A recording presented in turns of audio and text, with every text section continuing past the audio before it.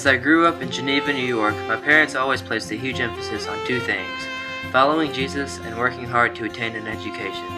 My dad was studying at Cornell and my mom was teaching while working on her master's degree online. They were always reading me books and encouraged me to read at an early age.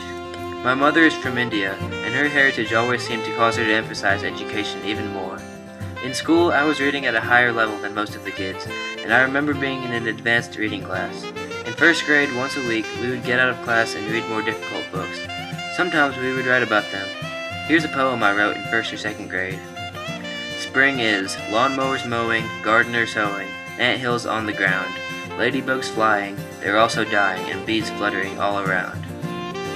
My love for reading continued to grow throughout elementary school. I began to read through book series like The Boxcar Children, Goosebumps, A to Z Mysteries, and many others. Later, around 3rd grade, I began to devour the Hardy Boys books, and in 4th and 5th grade, I read my all-time favorite book series, a series of unfortunate events.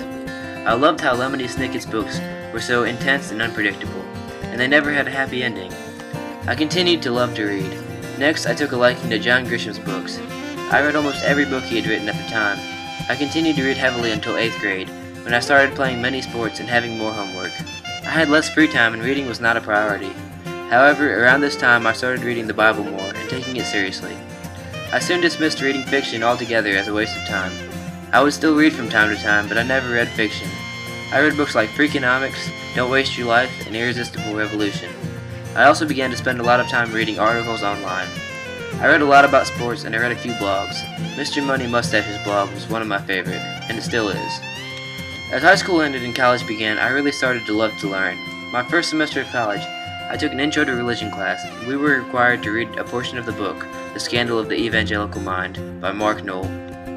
In the book, Mark Noll said something very profound. He said, "For a Christian, the most important reason for exercising the life of the mind is the implicit acknowledgement that things do not exist on their own. This acknowledgement is a specifically Christian presupposition. Its denial characterizes much of the scholarship that shapes our lives so decisively. When we study something, we are of course learning about that thing, but even more we are learning about the one who made that thing." When I read this quote, I realized what I had been doing all along, though I had never heard it stated so beautifully.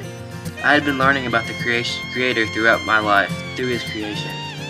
As I learned how to read and write, I learned about the author of language, who spoke everything into existence. As I studied biology and psychology, I was learning about God, how He's a God of order and immaculate precision. When I studied astronomy, I learned about God's magnitude and power.